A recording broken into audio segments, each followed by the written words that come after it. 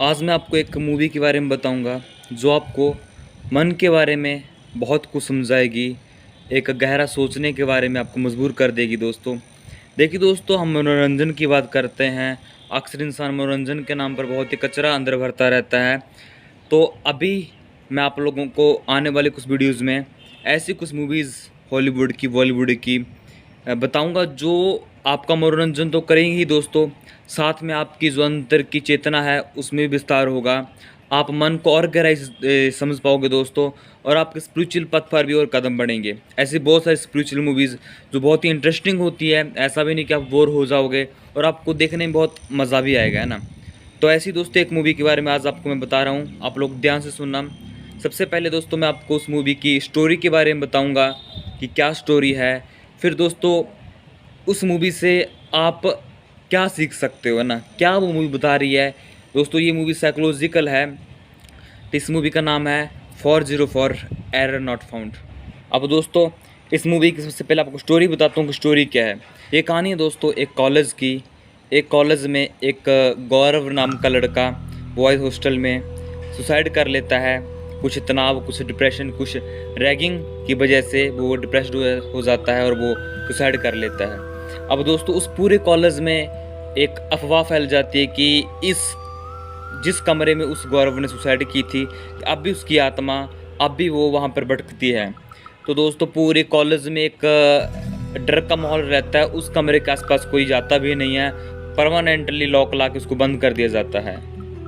फिर दोस्तों एंट्री होती है फिल्म में इस मूवी के हीरो की, जो इसमें हीरो का रोल अदा कर रहे हैं, जो मेन कैरेक्टर में है। उसका नाम दोस्तों अभिमन्यु है। अभिमन्यु एक बड़ा ही टैलेंटेड, होशियार और पढ़ने लिखने में तेज़, स्मार्ट लड़का है, जो कि भूत प्रेत इन बातों पर बिल्कुल विश्वास नहीं करता है। अब दोस्तों जैसे भी वो आता, कुछ सीनियर्स उनके साथ रैगिंग करते हैं और वो परेशान हो जाता है दोस्तों। फिर वो कहता है कि मेरे को रूम शिफ्ट करना है, और वो प्रिंसिपल से 404 जो कमरा बंद होता है उसमें रहने की परमिशन मांगता है। प्रिंसिपल मना करते हैं कि उसमें मत जाओ, ऐसे ऐसे अफवाहें फैली हुई हैं। बट दोस्तों वो कन्विंस कर लेता है और फाइनली वो उस रूम में रहना शुरू कर देता है। अब दोस्तों यहीं से एक कहानी में ट्विस्ट आने शुरू होते हैं, एक अलग अलग मोड़ आने शुरू होते हैं। अब होता क्या दोस्तों, जो सीनियर होते हैं अब भी उसका पीछा नहीं छोड़ते हैं। उसको एक सीनियर बुलाता है और उसको काम देता है कि जिस रूम में तू रह रहा है, पता वो हमारे एक सीनियर गौरव गौरव नाम के लड़के का कमरा था जिसने सुसाइड कर ली थी। अब तेरे को करना क्या, तेरे को जितनी भी गौरव के बारे में नॉलेज इकट्ठी करनी है, और मैं तेरे से गौरव के बारे में क्वेश्चन पूछा करूँगा। दोस्तों वो लड़का अभिमन्यु अब क्या करता है, वो गौरव के बारे में नॉलेज इकट्ठी करना शुरू कर देता है। जैसे कि वो उसने सुसाइड क्यों की, कौन से क्या स्टडी कर रहा था वो। उसके घर पे भी जाता है दोस्तों, उसके घर वालों से बात करता है, उसके घर वालों से उसकी डायरी, उसकी फ़ोटोज़, उसका कुछ और सामान ले आता है और अपने कमरे में रख लेता है। और ऐसा करते करते दोस्तों उस अभिमन्यु को, जो गौरव लड़का मर चुका है, उसके बारे में इंटरेस्ट पैदा हो जाता है। उसके बारे में जानना शुरू करता है और उसकी रुचि बढ़ती रहती है। और यहाँ तक कि दोस्तों अपनी क्लास को मिस करके भी वो गौरव के बारे में नॉलेज इकट्ठी करना शुरू कर देता है। अब होता क्या दोस्तों, जैसे जैसे कहानी आगे बढ़ती है वैसे वैसे दिखाया जाता है कि सीनियर उसके साथ रैगिंग करते हैं और उसको बार बार गौरव के बारे में कुछ ना कुछ बातें बोलते रहते हैं। एक बार ऐसा होता है दोस्तों कि सीनियर सीनियर उसको बुलाते हैं दोस्तों, उसके मुंह पर कपड़ा डाल देते हैं और रैगिंग में दोस्तों बार बार उसको बोलते हैं कि तू गौरव के कमरे में रह रहा है, गौरव की आवाज़ निकालते हैं कि इस कमरे को छोड़ दे। उससे इस घटना से ना वो बड़ा ही एक उसके मन पर गहरा इफेक्ट पड़ता है। अब दोस्तों बार बार जब एक इंसान को आप किसी चीज़ के बारे में वार वार वो लोग दोस्तों, वो भी सोचने पर मजबूर हो जाएगा ना। अब होता क्या दोस्तों, ये लड़का जब अपने रूम में जाता है, अब यहीं से बात होती है इसके मेंटल चेंज की। अब होता क्या है, इस अभिमन्यु नाम के लड़के को लगता है कि जैसे गौरव जिंदा है, गौरव जिंदा है, या फिर कहें कि उसकी आत्मा इससे बात करती है। अब धीरे धीरे क्या होता है दोस्तों, इसको हेलुसिनेशन होना शुरू हो जाती है। यानी कि इसको लगता है कि देखो गौरव इससे बात कर रहा है ना, वो इससे कुछ कहना चाहता है। और दोस्तों ये दूसरे लोगों को कहना शुरू कर देता है कि देखो गौरव है ना, वो जिंदा है, वो मेरे साथ बातें करता है, उसकी जिंदा कहें या फिर उसकी आत्मा मेरे साथ बातें करती है। और दोस्तों ये तो सीनियर ने सोचा भी नहीं था कि इतना सीरियस हो जाएगा अभिमन्यु की जो मेंटल स्टेट है वो और बिगड़ना शुरू हो जाती है। यानी कि अब ऐसी स्थिति आ जाती है दोस्तों कि अकेला बैठे भी उससे बातें करता है। इसको लगता है कि जैसे गौरव सच में है, उससे बातें करता रहता, बोलता रहता, अकेले अकेले, है ना, अकेले बातें करता रहता है। जो इसके दोस्त होते हैं, जो इसके टीचर्स होते हैं, वो परेशान हो जाते हैं कि ये तो गड़बड़ हो गया ना, ये तो इतना स्मार्ट लड़का था, इसकी कैसी हालत हो गई। दोस्तों ये जो और डिसऑर्डर होता है, इसको वो कहते हैं बाइपोलर डिसऑर्डर।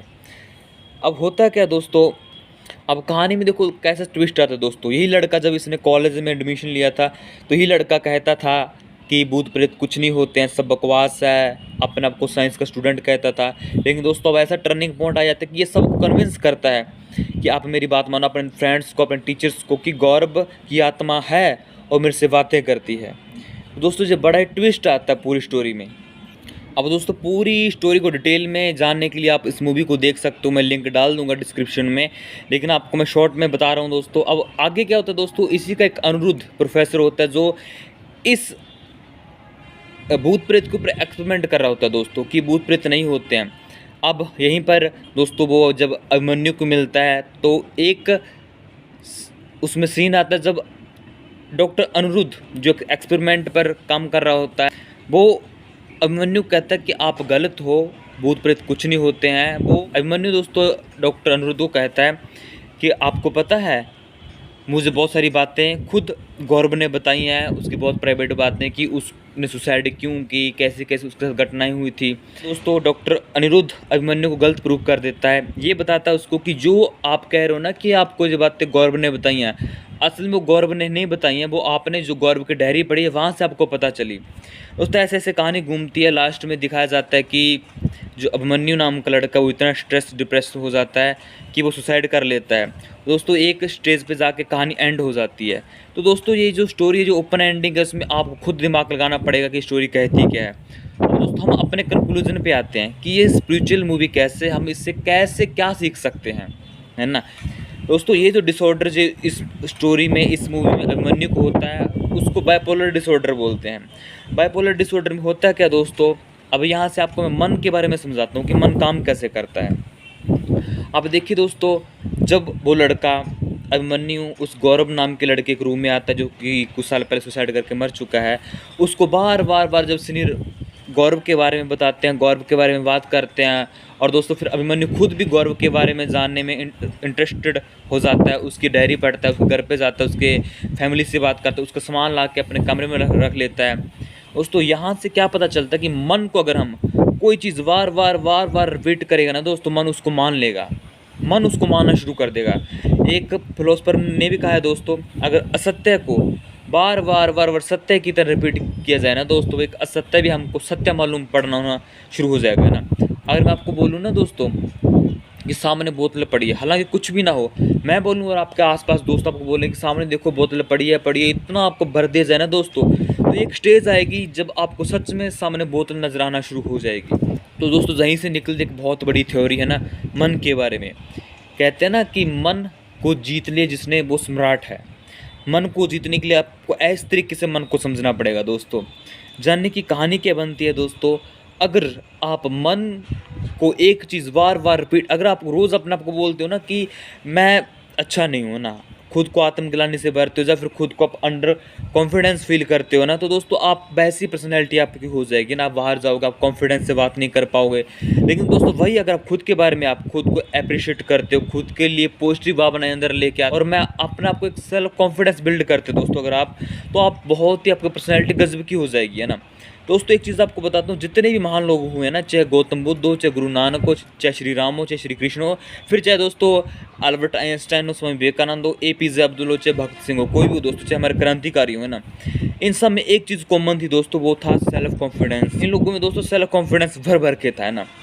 दोस्तों जानने की आप क्या खुद के बारे में सोचते हो, आपका बॉडी, आपका माइंड वैसे ही रिएक्ट करेगा दोस्तों। यहाँ से दोस्तों आप एक चीज़ समझ लो, आप जो भी चीज़ करना चाहते हो ना, उसके प्रति खुद को पॉजिटिव, खुद को विचार डालो कि मैं कर सकता हूँ दोस्तों, आप लोग कर लोगे, है ना।